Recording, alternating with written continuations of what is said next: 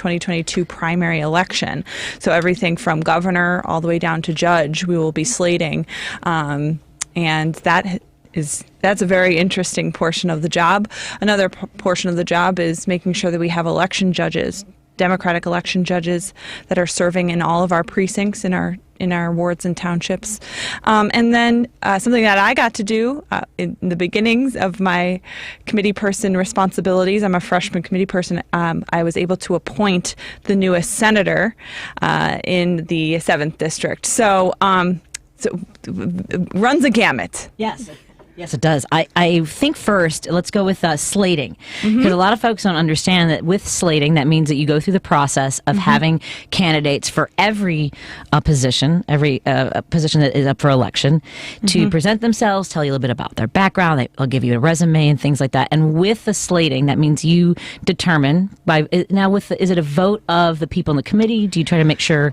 I'm guessing. That's the beauty of being a committee person. You get to do it however you want. So we created about 15 pages of bylaws to keep me accountable to the people of the 40th Ward. But other committee people, so we have committees. We have two committees, General Candidate Endorsement Committee and then the Judicial Recommendation Committee. And we sat down with every candidate that signed up for a slot and we interviewed them, and I will be making our announcements going into slating about who the 40th Ward will be supporting. So now I get to kind of lobby for these candidates that the 40th Ward Dems and myself want to see on the ballot on December 13th and 14th in front of the Democratic Party. So it's pretty much like a convention of all 80 of us getting together and slinging, like, we want this person, we want that person, we want this person. It's exciting. It is. It's going to be very interesting. The 2022 primary is going to be a very interesting one. And your term as committee person is 4 years? Yes. And I don't think that people understand the importance. Everything that you've just talked about means that the candidates that will get a lot of the resources, the manpower, are determined by the committee people throughout, as you mentioned, the Cook County area. So when they see those names on the ballot, I think people are just going to go, they get fatigued on a ballot. Absolutely. And so how should people be better informed when it comes to voting for committee people? Well, so I'm not on the ballot this time. So we are on the presidential ballot. But we're the last thing that you vote for. See what I'm saying? So president, primary, and then we're down at the bottom. And in the 40th Ward, we were able to close that gap significantly from the last committee person race to the one that I was just in 2020, because we talked about educating voters and making sure that we have as many people at the table as possible, like we've built here in the 40th Ward. So, when it comes to your committee person, in the city of Chicago, about half of them are also alder people. And I would implore everybody to vote for somebody that is not also holding an elected position, because what we saw in the 36-year incumbency of former Alderman Patrick O'Connor, who was also a committee person, is that it insulated him and he was untouchable for 3.5 decades. I mean, when I ran for alderperson, I had people coming into the office, like his cronies, like, "Where's Maggie?" trying to shake him down, like trying to figure out where I was. They would take away our yard signs, things like that. So we have to kind of stop that cycle, because it really it's not good for the voter. The voter doesn't trust. And we've talked enough about the race I've been in. I will say, as far as a committee person of the 45th Ward, as you mentioned, is also the alderman. That's Jim Gardner, and we had really very little sort of access during the last presidential campaign. People wanted lawn signs. They wanted nothing. They wanted, because part of your job is also to get voters out, get them registered, make sure that they get them excited. Absolutely. And we did not have that in the 45th Ward, and me and a lot of other folks were really frustrated. Yeah, I mean, you get a lot of resources from the federal level as well, right? So like when Joe was on the ballot after he won the primary, the congressional districts are able to provide resources like campaign literature, yard signs, and things like that, and then you pay for those as a committee person out of your pot, and then you can either you can distribute them however you want to. And so if you have a Jim Gardner who isn't really a Democrat, withholding those resources, then you're going to see a sea of red where really it's probably a purple, or even sometimes in portions of your area, blue. We're trying to, right here, I would say purple, really reddish purple. Yeah. It is a very, it's hard. I think I've told you about, I was the first one on my block to have it in this house, we believe, after the George Floyd murder. We tried to make sure that, we were whether it was online, visual way to connect with people. And then my neighbors on the corner put one up, and they asked me for one, and they put one up. And then the neighbors to the left of me, someone moved in. It was a biracial couple, a black man and a Latina. And they said that they rented because they felt safe seeing those signs. I decolonized my block, Ana. Yeah, exactly. That's amazing. I mean, you've had experience where your sign was being taken away in Andersonville. So let's meet Ana. Please. Ana Lopez-Alcantar, and I want to know first of all, where did you grow up? Andersonville. Okay. Lovely part of city of Chicago. It's so we got beautiful voted there. The coolest neighborhood in the country, in the world. I grew up in Andersonville. In the world? Yeah. Oh, really? Yeah. Oh. Let's go.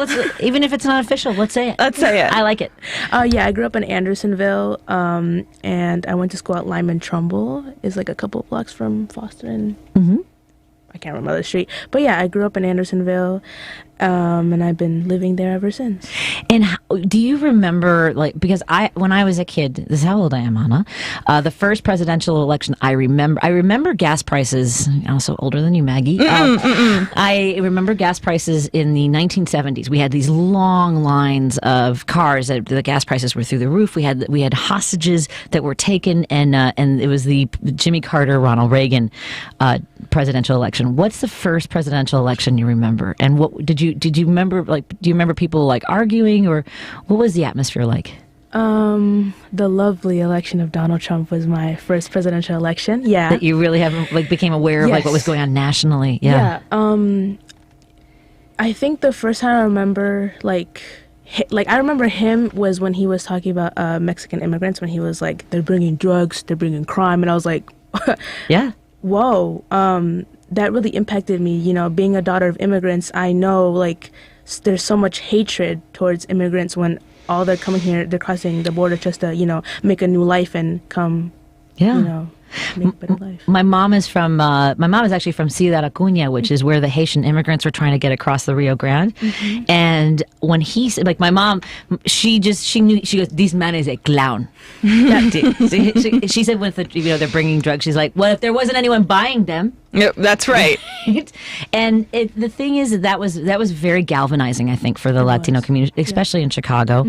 And so that is a really, because you are the youngest person to ever become a committee person in the city of Chicago. That's what I meant. Deputy committee person. That's what led you? What were the factors involved in leading you to become the youngest deputy committee person? Well, I remember Maggie had texted me. She's like, "I need to talk to you," and I was like, "Jesus Christ, what have I done?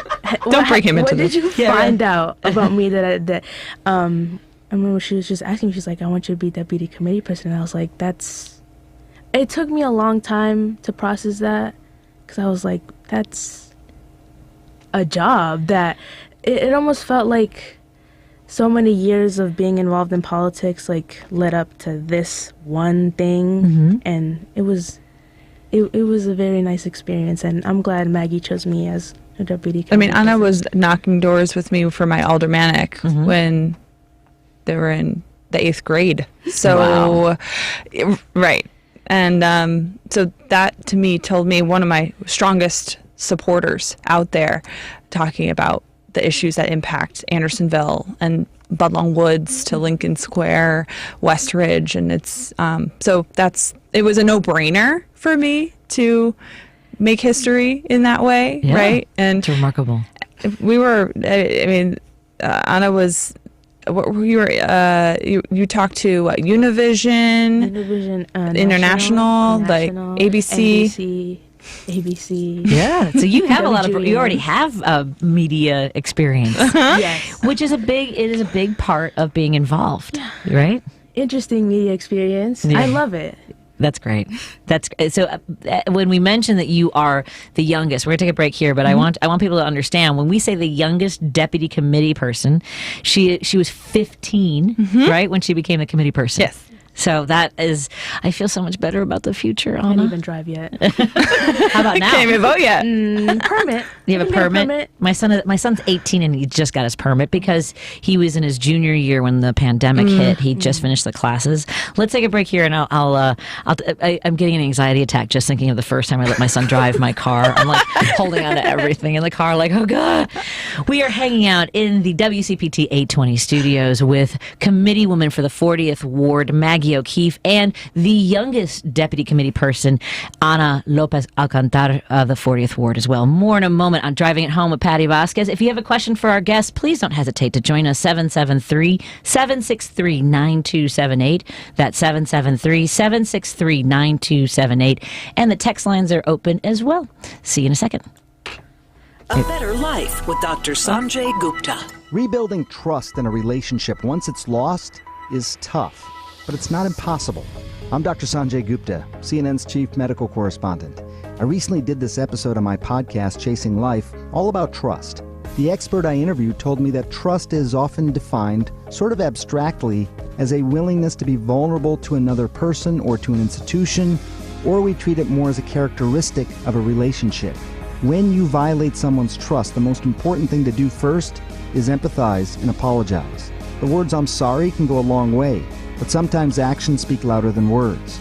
Know that it could take a lot of work to regain someone's trust. They can't just flip a switch and give it back. So you have to show a little grace. We've probably all hurt people that we care about. If someone's intent wasn't malicious, try to build back that relationship even stronger than before. I'm Dr. Sanjay Gupta, helping you live a better life. Dell Technologies' biggest business sale of the year has arrived. Step up your vision with top tech up to 50% off during their Cyber Monday event. Dell Technologies recommends Windows 11 Pro for business. Plus, get incredible savings on Windows 11 PCs, along with servers, monitors, and docks, all with free shipping. There's also special financing with Dell Business Credit. Get started by contacting your Dell Technologies advisor today at 877-ASK-DELL. That's 877-ASK-DELL. Meet Bob Manetti. In 2016, he was diagnosed with pancreatic cancer. Bob participated in a clinical trial that included cutting-edge radiation therapy and surgery. He's been in remission since completion. I'm Keisha Sharp. Since losing my mother to pancreatic cancer, I've been working to share the kind of state-of-the-art work being done by Stand Up to Cancer and Lustgarten Foundation. To learn more about the latest research, including clinical trials, visit pancreaticcancercollective.org.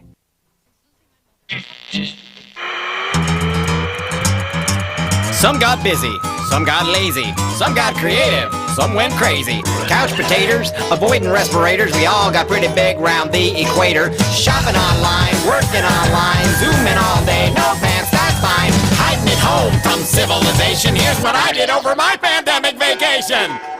In chronological order, more or less, with the non-political songs first, 'cause not everybody wants to hear what I think politically, and I understand that, but honestly, how could anyone get through the past 18 months without one political thought? That is musician, comedian, and one of my great friends, Steve Goody. You can get his album, What I Did During My Pandemic Vacation, available at stevegoody.com. That's GOODIE.com. And in studio with me are deputy committee person of the 40th Ward, Ana Lopez-Alcantar. And it's so funny because now Maggie O'Keefe is the 40th Ward committee woman. And are you Irish? Oh, yeah. See, you hear a name like Maggie O'Keefe and still be like, well, I'm German, but someone. My husband is, his last name, I'm not supposed to say his last name. He has a Welsh last name. Okay. But he's only 10% Welsh. He's mostly Irish. Oh. So I took, have you done your DNA testing? I haven't. You haven't? I built my entire career in stand-up comedy, Anna. I'm talking about my mom being from Mexico and my dad being second generation Irish. And then my Aunt Pat, she's like, well, I think that we're also French and German. I'm like, but. You're ruining my career, lady. Right. So I did my DNA testing. Right down the middle. I am. That was my phone. It's okay. You didn't do anything. She's like, did I leave something out? That's me. I am 20% Native American. There's a tribe that we are part of, a nation actually, the Untitled Chapter, and that's in northern Mexico. And then my mother is 30%. I'm 30% Spanish and Portuguese, and then the rest is 50% British Isles, Ireland in particular. It's It's kind of cool to look at. That's the part. So if you ever do, people feel a little bit icky about putting their blood into a database. I just wanted to confirm my career, Ana. That's sure. I always wanted to do that. That sounds really cool. It's fascinating to see that. Really, I mean, my ancestors did not move that much. Like wherever it goes back, like hundreds and hundreds of years in those locations. They stayed in Ireland and they stayed in northern Mexico, and that was it. And then they came to Chicago. That's how my father was a cabbie, second generation Irish, and my mother emigrated here in 1968 to learn English. She had kids in Mexico, and she was divorced and wanted to find a better life, but wanted to be a translator. So she was gonna go back to Mexico City, and she got to Chicago, and rather than take a bus, she decided to catch a cab, and she got into my dad's cab. That's how my parents met. Mm-hmm. And I always thought it was romantic and epic. They always made it seem like somebody had lost a bet. True. My dad was like, if I'd known your mom was another crazy broad, I'd be like, catch a bus, lady. And my mom said it was the only time in my entire life your father ever held the door open for me. Oh, burn. And the thing about that, though, is that's, right here, right now. I mean, there's so many people that come to this country, looking for whether it's, socially a better place. My mom realized that women had more opportunity here, especially in the 60s and 70s. We were at an incredible dinner last week for Thanksgiving. That's when I met you, Ana. Let's tell folks a little bit about that. Maggie, do you want to tell folks about the event that we had at the Golden House in Uptown? Uptown, yeah. So we had our first Thanksgiving with Afghan refugees. Some of them, a family that just came in 24 hours previous, and some others that had fled Afghanistan. It was incredible. I had no idea what to expect when we got there until I saw the table and I said, oh, this is something. And we got to share our common goals, aspirations, dreams for the folks that were at the table, their own aspirations and dreams for their descent here. Everyone from the mayor was there to... I was so nervous, Maggie. I was hyperventilating in that mask. I had just done an hour of shows. I was like... And then I know Sean's wife, but I'm terrible with names regardless. Mm-hmm. I've known you for years, and you're like, hi, I'm Maggie. I'm like, hi, Maggie. Nice to meet you. So... You're right.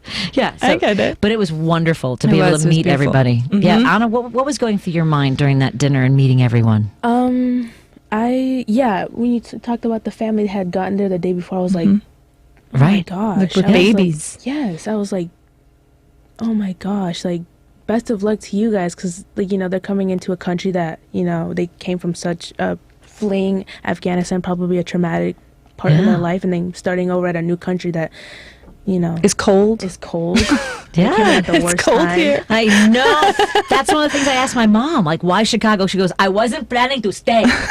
But the thing about that, and the one thing that wasn't written for me, everything else was written for me. That was all somebody else's writing. So that's the problem with not making it your own. Please remember that. That was my mistake. When someone gives you a script, take the time to, and it was my fault, not anybody else's, to write, in your own words how you like to say things and edit them. Mm-hmm. Because what I said, I really mean. If you're going to come to the United States from someplace that is just, in such chaos and so much danger and fleeing for your life, Chicago, I believe, is the place to be. We were built by and for immigrants. Yep. Don't you think? Absolutely. Yeah, that's our legacy. And we do have one caller. We have Brian who wants to join our conversation. Brian is calling from Joliet. Brian, what would you like to share with us tonight? First, Patty, I'd like to recommend a song really quick. Why Does It Go On from 1965. Okay. Written by a man named Barry Ehringer, sung by Rod Stewart, and just as true as for today as it was in 1965. Okay. And I wanted to say that I am pro-choice, and I think the overturning of Roe versus Wade is a move to intensify patriarchy and misogyny. And I'd like to mention Congressperson Shirley Chisholm, liberal Democrat, and Congressperson 1969 to 1983, and I believe the first woman to run for president back in 1972.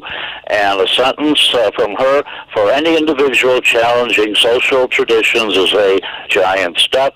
A giant step because there are no social traditions which do not have corresponding social sanctions, the sole purpose of which are to protect the sanctity of the traditions. And finally, I would just like to mention the Reverend Jesse Jackson, who I voted for back in 1984 and 88 for president, who says that when we fight peacefully for righteous and just causes, we must avoid any polarization. Oh, I agree completely, Brian. Thank you so much for calling today. Have a great rest of your weekend.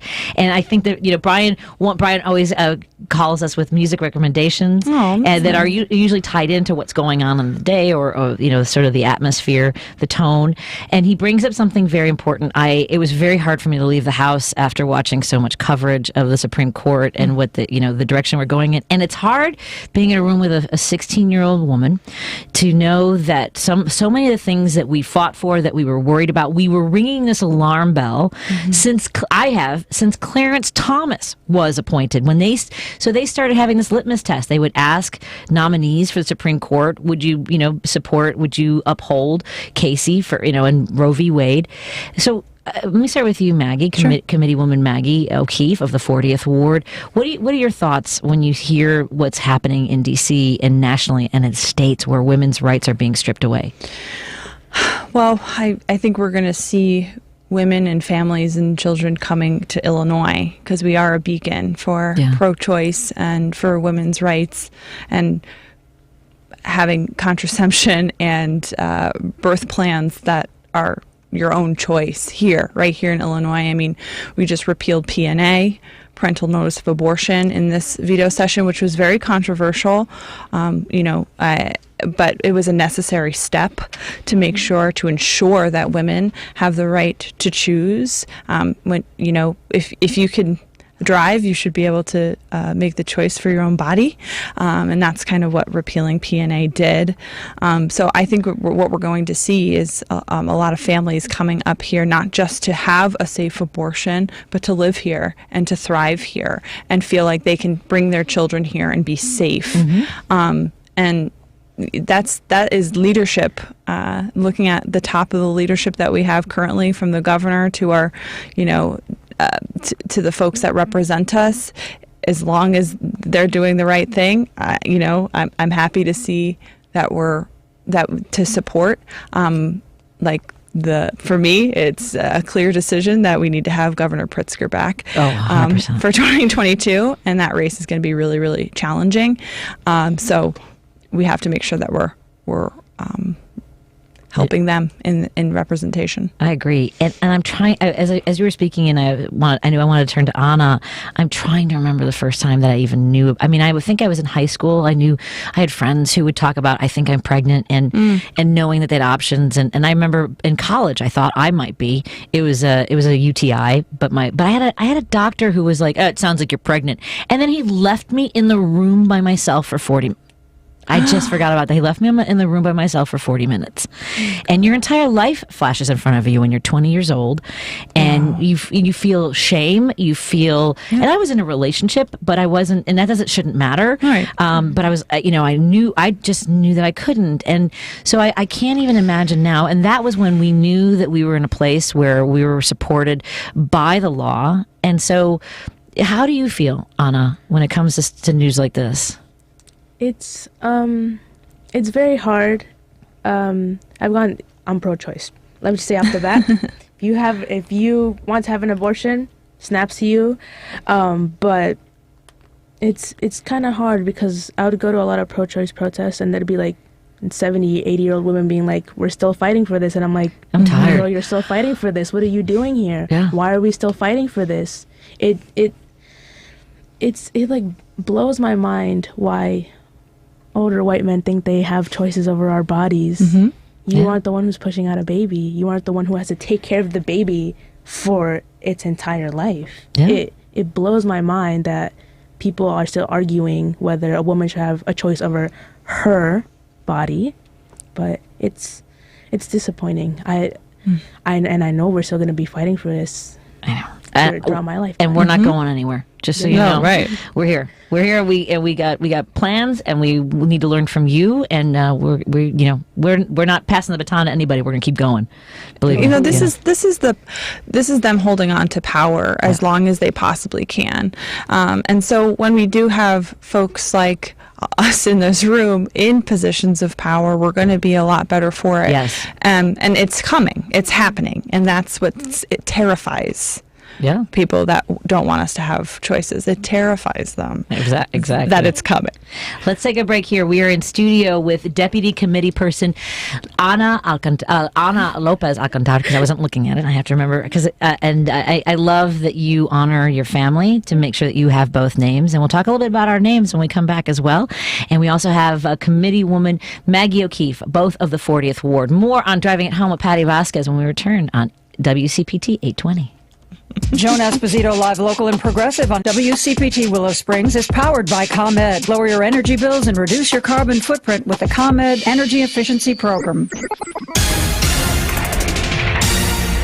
You're listening to WCPT 820. Here's the latest Chicago traffic update. In Carroll Stream, heads up for a crash at Coon and Lies. In Warrenville, crash cleanup underway at Butterfield Road and Winfield Road. In Naperville, a wreck at Raymond and Deal Road. West 88, jam-packed from Yackley to just before Farnsworth. Residual delays from an earlier accident. Eden's End, bumper to bumper 2 down to the Kennedy Merge. Lake Oak Road down to the Junction 36, 16 on the flip. Kennedy outbound, 31 to the Split, 17 in the Express, 51 to O'Hare. Back inbound from O'Hare, 53 minutes, 21 of that in from the Junction. Ike outbound busy to 25th Avenue, circle to 390, 56, inbound hour 2. Stevenson outbound, stop and go, most of the way out to Cass. From DeSable Lakeshore driving out to 355 and 54, inbound at 53. That's traffic. I'm Mary DeBadges. Audible is the best place to listen for everything you're into, from comedy and motivation to popular podcasts and best-selling audiobooks. Right now, take advantage of a special holiday offer and save 60% on your first 3 months. Learn more and sign up at audible.com. Hi, this is Jason Bissell from Chicago Community Acupuncture at Milwaukee, Devon, and Nagel in Chicago. The first thing the National Institutes of Health concluded acupuncture could actually treat was chemotherapy-induced nausea. This is back in 1997. Since then, research has shown that it can reduce or eliminate all of the side effects of chemo and radiation: fatigue, neuropathy, pain, dry mouth, and most importantly, impairment to the immune system. It should absolutely be a part of everyone's cancer care regimen. All the top hospitals use it, including Memorial Sloan Kettering, where I was the first acupuncturist to serve as a postdoctoral fellow. If you're battling cancer, we can help. People who get acupuncture along with standard care have fewer side effects, greater quality of life, greater survival times, and greater survival rates. And at Chicago Community Acupuncture, we charge about half of what others charge. Call us at 773-853-0920, 773-853-0920, or go to chicomacu.com, CHICOMACU.com. Chicago's Progressive Talk, WCPT 820, where facts matter. On January 6, 2021, followers of Trump and something called QAnon attempted a coup at the United States Capitol. Who are these people? I want to live with the QAnon girl. I could be happy the rest of my life with a QAnon girl. By the way, Steve Goody makes fun of the QAnon stuff, but now, like, folks, the QAnon folks are basically saying that Omicron is a way of the word jumble of fake media. Something there's Delta and there's something that they're doing now that's basically saying, like, that we're telegraphing that Democrats are saying that it's all about media control, or I can't remember. I feel like they just like make a list of like words and just smash them together because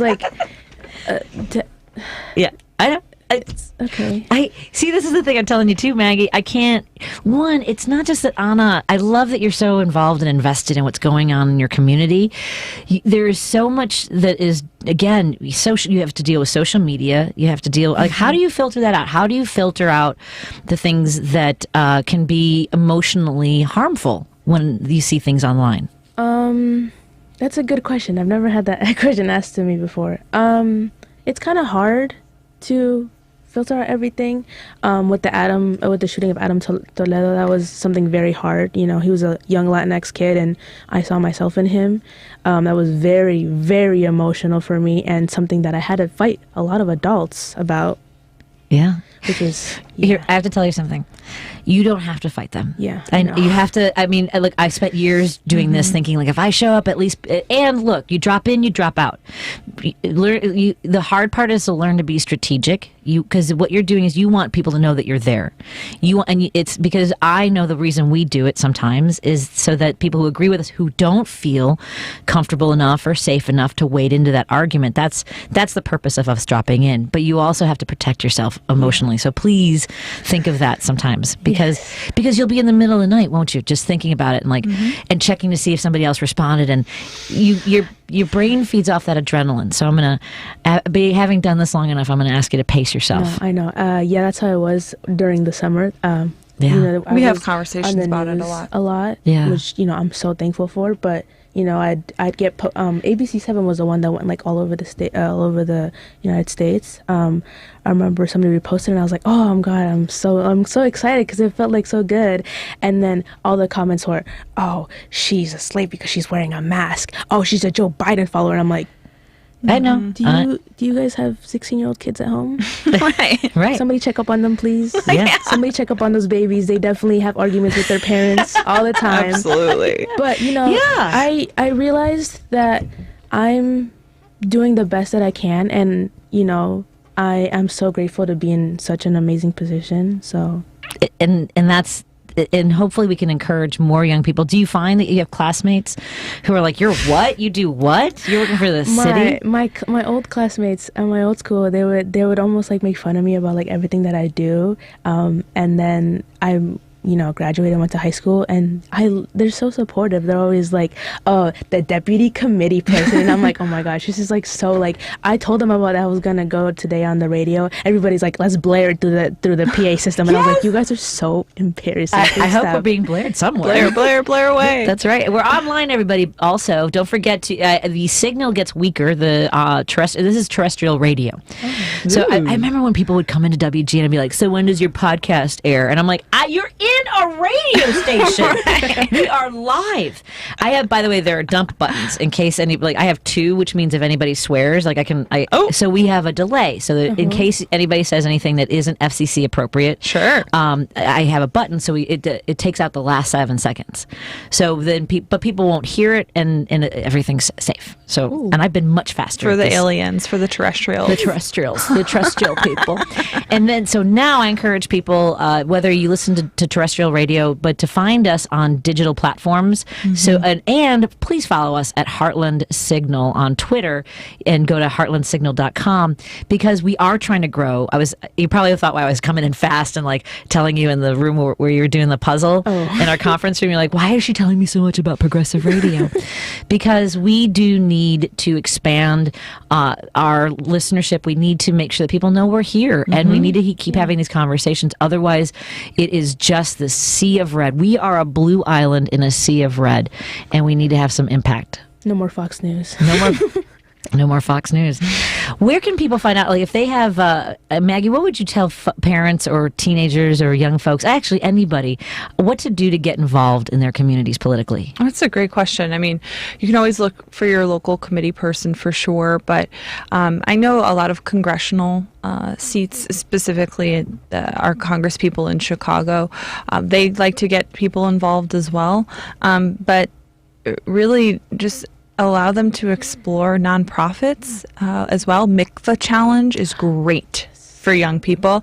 You can bring it into your own school. And that's like we had 15, 16, 17-year-olds making phone calls when I formerly ran for alderperson, and they're just a breath of fresh air. And they're brand new to it, but they bring new energy into your room, into your space. So definitely MICVA challenge.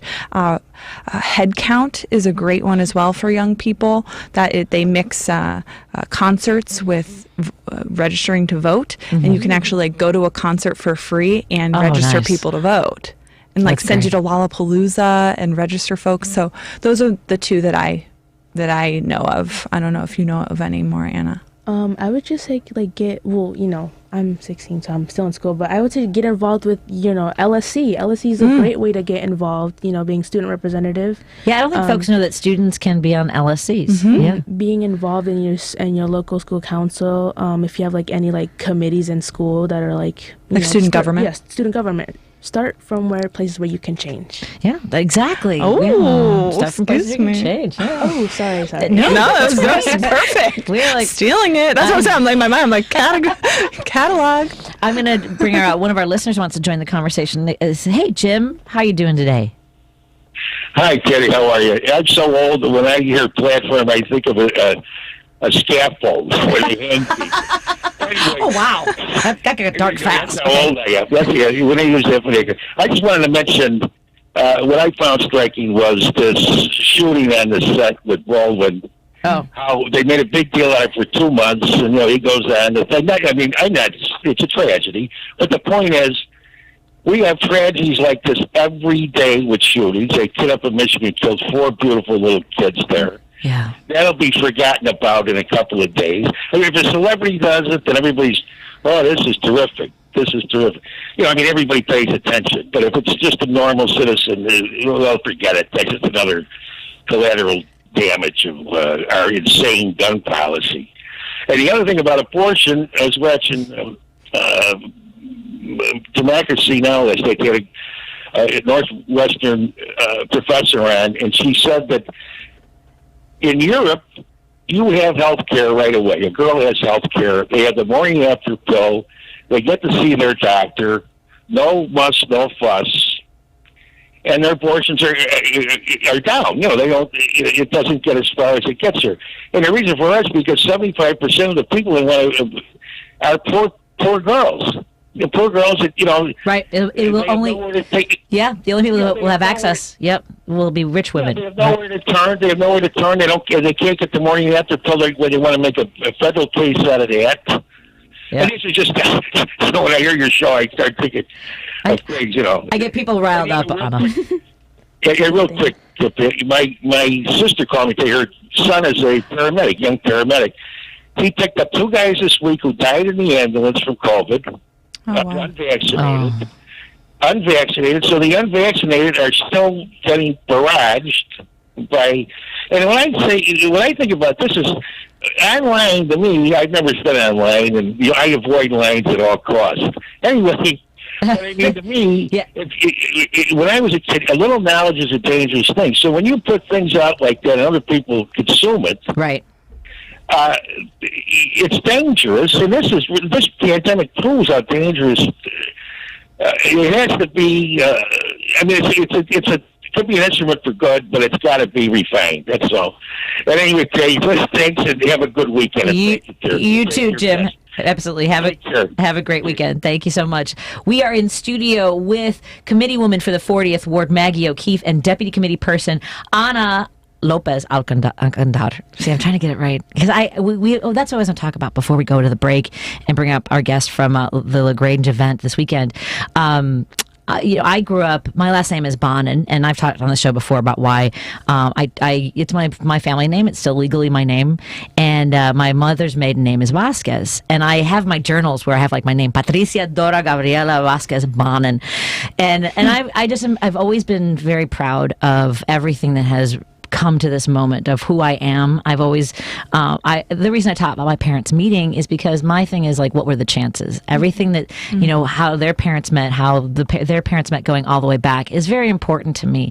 And that's why when I saw that you use, I'm guessing both your parents' names, Do people give you a hard time about like, oh, you have to, why have to have so many names and do the Latino thing, and Latinx thing? Yeah, I used to like go by I remember Ana Lopez would be my name on school papers, but there'd be certain occasions where it'd be like Ana Lopez-Alcantar hyphen, and I was like, ooh, I kind of like that. Yeah. But then I remember one time I got in an argument with my 7th grade teacher. I would switch my name a lot. I'd be like Ana Alcantar or Ana Lopez. It'd be time where I changed my name a lot. But then I sat down and thought about it. I was like, I love my dad.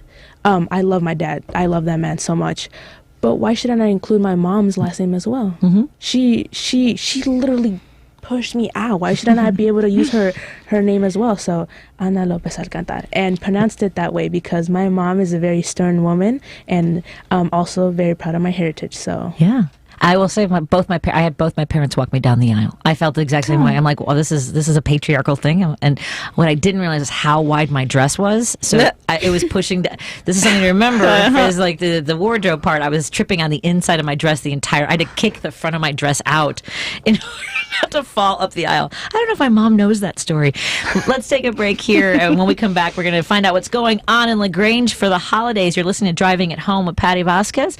And we're so glad that you're here. Back in a moment. I'm Dr. Andrea Russo, a cardiologist. Maybe you're waiting to talk to your doctor right now. But if you're having an irregular heartbeat, heart racing, chest pain, shortness of breath, fatigue, or lightheadedness, don't wait. This could be a serious condition like atrial fibrillation, which can make you about 5 times more likely to have a stroke. If you're having these symptoms, don't wait. Talk to a doctor by phone, online, or in person. Brought to you by Bristol Myers Squibb and Pfizer. This is the sound of the ComEd Energy Efficiency Program, saving you money and energy while helping you lower your carbon footprint. With discounts on Energy Star certified LED bulbs, so you can come back to a home full of savings. Learn more at ComEd.com/lighting. ComEd, powering lives. Howdy, folks. Scott Silberman here. It's been a bigly first year for Joe Biden. First, the American Rescue Plan, then the Bipartisan Infrastructure Plan, and shortly, the Build Back Better Plan as well. All told, over $5 trillion on things we really need. We have a great president, and it's time for us to step up and fight all the lies about him. Now, let's talk about your next refi or mortgage. Rates are still ridiculously low, so call me at 847-423-0301. Let's see if I can save you money. If you have an adjustable rate, now's the time to move to the safety of a fixed rate. If you're looking to buy, please call me for a solid pre-approval before you even talk to your realtor. It'll save you both time and hassle. So call me at 847-423-0301 or start online, scott.silberman@goapmc.com. American Portfolio Mortgage is an equal housing opportunity lender, NMLS 175656, Scott's NMLS 681059.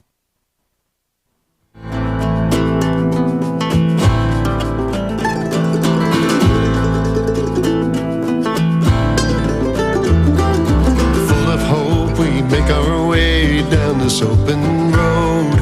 All regrets are let back in the dust. I'm okay to take the wheel while you draw so near. A time to rediscover and to trust. That's Chris Jones. His latest album is available on his website, chrisjonesgrass.com. And thank you to WCPT listeners for making that album #1 in bluegrass, which is very exciting. We are on the phone. We have in studio with us the Committeewoman for the 40th Ward, Maggie O'Keefe, and Deputy Committee Person Ana Lopez-Alcantar in studio with us as well. And I said that the right order, right? Yes. Yes, excellent. And on the phone with us, I'm excited to find out about the beloved annual tradition for the LaGrange Holiday Walk. Joining us right now is someone who wants to tell us all about it. I have to pull up I'm like trying to find everything. Nancy, are you on the line with us? I am on the line, and a happy holidays to you from LaGrange. Happy holidays. I love LaGrange. You guys you have such a festive events, and I know that everyone's got to be so excited to have tomorrow's event unfold because it's such a magical time of the year. Tell us a little bit about what folks can expect tomorrow. You know what? It really is a magical time of the year, and the energy is palpable in the air. It's our annual holiday walk, which kicks off tomorrow at 5:00. Santa and Mrs. Claus arrive by fire truck to our village hall to light the magnificent tree, and then it's an evening of fun and festivities from petting zoo and pony rides and free trolleys, dozens and dozens of open houses at the little shops and restaurants in our village. So it's warm, it's welcoming, it's wonderful, and it's a great way to kick off the holiday season. That's awesome. And we're talking to Nancy Cummings, the Executive Director for the Grange Business Association. Tell us about some of the retailers and some of the great folks that are going to be involved in this event and what, because there are different, for me, whether, I remember as a kid, the first time I ever had a roasted chestnuts, which sounds like it's just a song thing, but it is a cool part of the season. Tell us a little bit about some of the groups that are involved. It's very much a special part of the season and special traditions, and people are so happy to see that it's come back. Last year we had to do drive-by Santa visits, and it was a little bit different. So now it's all the traditions that everyone remembers. We've got dozens of glistening ice sculptures that will be on display in front of local businesses, and a frozen princess will be visiting. And, there's a lot of activities with the holiday kitty train. So I'm sorry, let's stop there for a second. Did you say kitty train? Oh, the kids train. Yeah. My son, I thought I was imagining like a train with like kittens on it. Now I realized you meant kids train. I was like thinking like calicos and little gray Russians, blue Russians. No, but that's a good idea. Yeah. I remember that for next It's not easy to keep them on the train, but that was one of my favorites. My son Griffin was such a big Thomas the Tank Engine thing, and when you see kids get on those Christmas trains, their eyes just light up. And the adults like getting on those trains too, don't they? Well, this is just a little, like a little carnival kitty train that will go around the parking lot. So it's just for little tots to ride on the train. Oh, I still wedge myself in there, Nancy.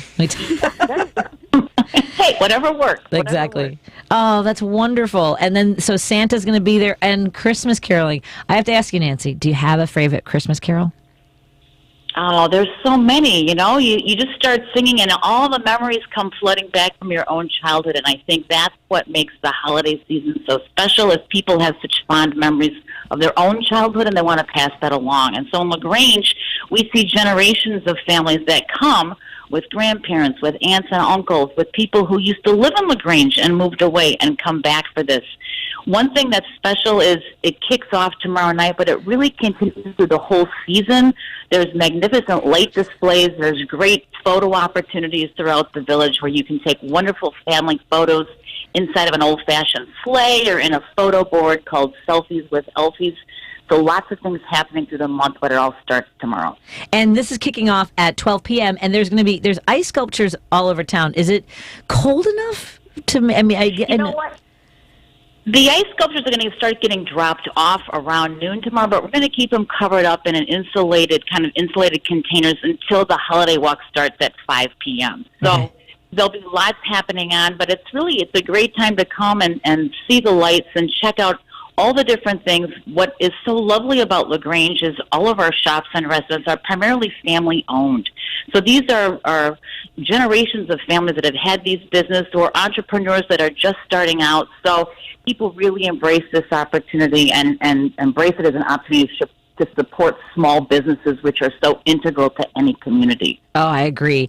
And for more information, folks can go to lagrangeevents.com/holiday and find out about the schedule, Santa's arrival on the fire truck, which I love, by the way, Nancy. Yes, I do too, and he's coming with Mrs. Claus as well, so it's double fun. Got to keep him in line. Thank you so much, and I wish you a wonderful event tomorrow. And I would love to find out more about what's coming up for LaGrange. So we'll talk to you again soon. All right, thank you so much, and have a nice holiday. You as well. Happy holidays. Again, that was Nancy Cummings, Executive Director with the LaGrange Business Association. And get out there. Get out and enjoy the holidays. And she's absolutely right. When it comes to our local businesses, we've had Rudy Flores from the Lincoln Square Ravenswood Chamber of Commerce as well. And that's what I try to do. During the pandemic, that became my focus. When the campaign ended, I flipped my political page to Neighbor Patty to promote local businesses, to make sure that there was a place where we could have conversations about what they were going through. That's great. And I know that's a lot of the work that you guys do in the 40th Ward as well. Yeah. And, the other hat that I wear is I'm a president of the Lincoln Square North Neighbors Association. So we did the same thing. We were doing Facebook Lives. Yeah. And we were getting 1,500 people to see the new flower shop or the new deli that would open up right around the corner, and they're like, "Oh my gosh, I had no idea." So I love that you did that. She's awesome. She should run for office. You should run for office, Maggie. Thanks. And the I make this joke. I'm going to Zane. By the way, I'm going to be at Zanies on Wells headlining on Tuesday night. That's December 7th. So you can go to zanies.com for ticket information. Speaking of supporting local, support your local comedians, because I know folks want to go see the big shows. There are so many performers that were disproportionately affected, but I mean, a lot of groups were disproportionately affected, not having the ability to grow your career. I've been doing this a long time. I'm a little nimble. I've always had different things that I do, and that's something I tried telling Ana when we were at Golden House. You told me that you were going to study policy in college, and I always give my this is what I did, but I studied history. I wanted to go to law school. Someone convinced me along the way I'd be better off going to grad school in history, and my first year at Northwestern, I saw Margaret Cho. And I had never seen a comedian talking about being the daughter of immigrants, about being, the things that people say that bump you emotionally. You talk about getting into arguments online. And I was like, oh, I'm not the only one. So, and now I'm a policy advisor too, and I have a radio show. There's so many, never get locked into the thing that you think you were supposed to do. Musician, Maggie's a musician and an artist and has a side business. Can you tell people about the... Send Some Chicago? Send Some Chicago. Yeah, so we're, me and my partner, we're now fiancés. Congratulations. Thank you. We run a customizable Chicago-themed gift box, so you can order it right at Send Some Chicago with, again, 35-plus local and iconic brands that you can put your own box together, and then we'll ship it for free across the country. SendSomeChicago.com. Yep. And are there any businesses in your neighborhood, that, off the top of your head, if someone was in Andersonville, what are some of the places you would love for them to try out, Ana? That's a good question. I'm trying to think of any small businesses. We go into the Andersonville Galleria a lot. Oh yes, that's a great place. It's two floors. That's perfect. I love that place so much. It has been so much fun hanging out, both of you. Where can people find out more information about the work that both of you do? Sure. We're at 40thwarddems.org, THNDEMS.org. And our Facebook page is great. We're also having our holiday party next Monday night from 6 to 8 p.m. in Andersonville at Gadabout Restaurant. I know our lovely host will be there. Yep. Ana will be there. I'll certainly be there with a bunch of candidates. And if you want to come, just come through the door. I'm not going to have a sign-in sheet or anything. That's awesome. So come on by. That's where we're at. Excellent. And we're going to have you, I want to have you both back before petitions go out in January. We'll figure out time to have you back in studio. And yeah, it was wonderful hanging out with you. This was fun. Thank you. We got to take a selfie. Awesome. Yes, absolutely. Everyone have a wonderful, happy, healthy, and safe weekend. We'll be back on Monday. We've got Kurt Bankstead from Minocqua Brewery on Tuesday, and Dr. John Duffy will be here. He's an incredible psychologist, and he works specifically with teenagers, and we want to talk about these shootings. I can't even imagine. Let's you know what? Everyone have a wonderful weekend, and the Devil's Advocate is up next. Thank you, Lady B. Love you. I will see you next week. Bye, everyone. Finding great candidates to hire can be like, trying to find a needle in a haystack. Sure, you can